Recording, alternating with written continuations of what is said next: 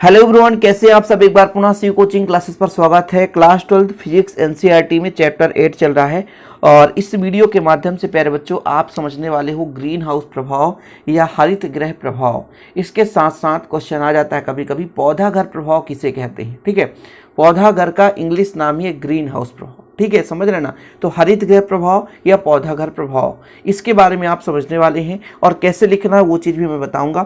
सबसे पहले प्यारे बच्चों थोड़ा सा आप इसका परिभाषा लिख लें कि ग्रीन हाउस प्रभाव या पौधा घर प्रभाव किसे कहते हैं। तो पृथ्वी के वायुमंडल की निचले परतों और बादलों से परावर्तित होकर अवरक्त तरंगों द्वारा पृथ्वी के वातावरण को गर्म करने की क्रिया को हरित गृह प्रभाव या पौधा घर प्रभाव कहते हैं। देखिएगा जरा, ये आपका प्यारे बच्चों पृथ्वी तल है।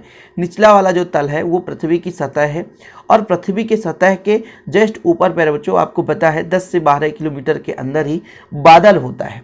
बादल के बाद प्यारे बच्चों आपका पूरा का पूरा वायुमंडल ही है। वायुमंडल तो पृथ्वी के सतह से ही लग जाता है, लेकिन जैसे जैसे ऊपर जाते जाएंगे प्यारे बच्चों तो बादल, धूल कण, बाष्प आदि का पूरा परत होता है। जैसे यहाँ पर हमने बना दिया वायुमंडल की निचली परत और यहाँ पर बादल मतलब जल वाष्प, बादल मतलब जल वाष्प का समूह। जब प्यारे बच्चों जल वाष्प क्या होता है कि एकत्रित होकर के एक बड़े समूह के रूप में कहीं भी स्थिर हो जाता है, उसे हम कहते हैं बादल। सिंपल है, यानी पानी ही वाष्प के रूप में समुद्र से उठ करके पृथ्वी के भूभाग के ऊपर जब छा जाता है प्यारे बच्चों उसे कहते हैं हम बादल। तो ये हमारा पृथ्वी का सतह है।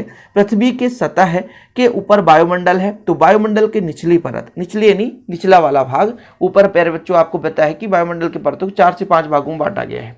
ठीक है, और आपको पता है कि ओजोन परत भी लगभग 21 किलोमीटर के भाग में पाया जाता है। क्षोभ मंडल, समताप मंडल, मध्य मंडल, आयन मंडल, बाह्य मंडल, तो 5 भागों में बांटा गया है। ठीक है, एक समताप मंडल के अंतर्गत ओजोन मंडल आता है जो लगभग 21 किलोमीटर की मोटी परत होती है जो आने वाली पराबैंगनी किरणों से रक्षा करती है। ये चीज आपको पता है। तो ये हमारा पृथ्वी का सतह हो गया। पृथ्वी के सतह के निचली परत यानी वायुमंडल की निचली परत प्यारे बच्चों, और यहाँ पर उपस्थित बादलों द्वारा कुछ अवरक्त किरणों को परावर्तित कर दिया जाता है और ये अवरक्त तरंग या किरणें पृथ्वी को गर्म बनाए रखते हैं, जिसे हम कहते हैं ग्रीन हाउस प्रभाव या पौधा घर प्रभाव। अभी प्यारे बच्चों आपको पता है कि ठंडी का सीजन चल रहा है। आप आजमाएंगे, कभी कभी यदि बादल होता है तो रात के समय में ठंडी कम होती है। इसका कारण क्या होता है कि प्यारे बच्चों दिन के समय ये रोशनी आ रही होती है, प्रकाश की किरणें आ रही हैं, अवरक्त तरंगे आ रही हैं। अब क्या होता है कि पृथ्वी जो होता है इसको अवशोषित करता है, कुछ तो दिन में ही उत्सर्जित कर देता है। लेकिन प्यारे बच्चों जो भाग अवशोषित होता है यानी विकिरण का जो भाग अवशोषित होता है रात के समय में प्यारे बच्चों वही भाग उत्सर्जित होता है।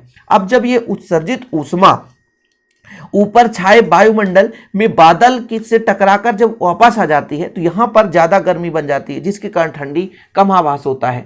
लोग समझते हैं, देखिए गांव के लोग भी आप देखेंगे, गांव या शहर में जो भी लोग जो मतलब पढ़े लिखे नहीं होते उनको ये पता नहीं होता इसका कारण क्या, फैक्ट क्या है।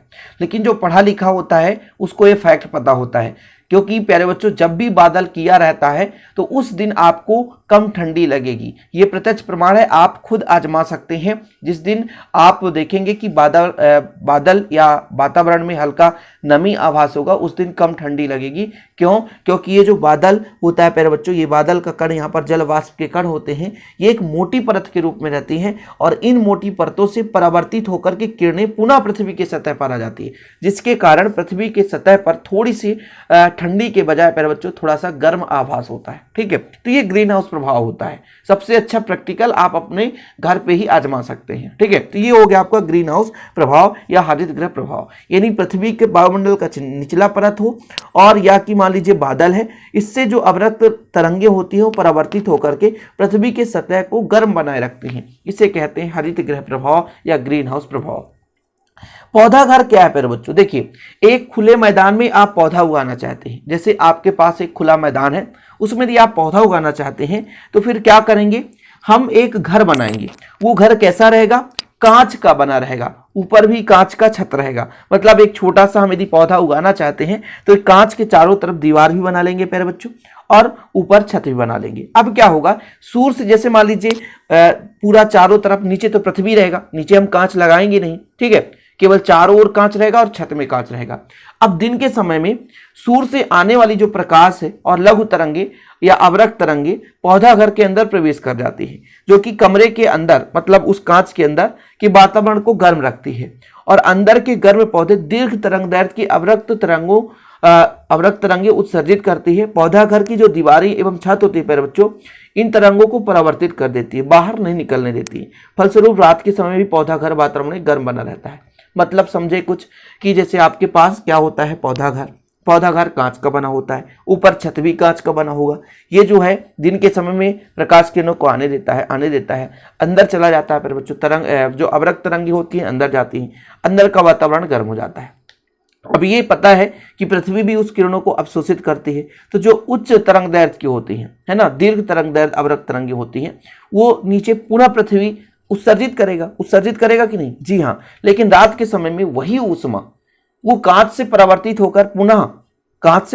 होकर के पुनः अंदर के भाग को गर्म बनाए रखती है, जिसके कारण रात में भी पौधा जो होता है प्यारे बच्चों वो गर्म आभास करता है ना। तो इस प्रकार से पौधा घर होता है। लिखना क्या है वो चीज मैं आपको बिल्कुल स्क्रीनशॉट लेने के लिए समय दे दूंगा।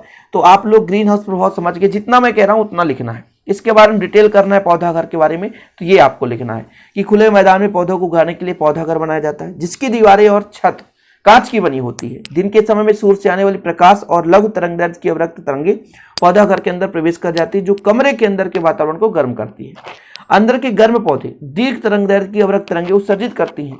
पौधा घर की जो दीवार एवं छत होती है प्यारे बच्चों, वो इन तरंगों को परावर्तित कर देती है।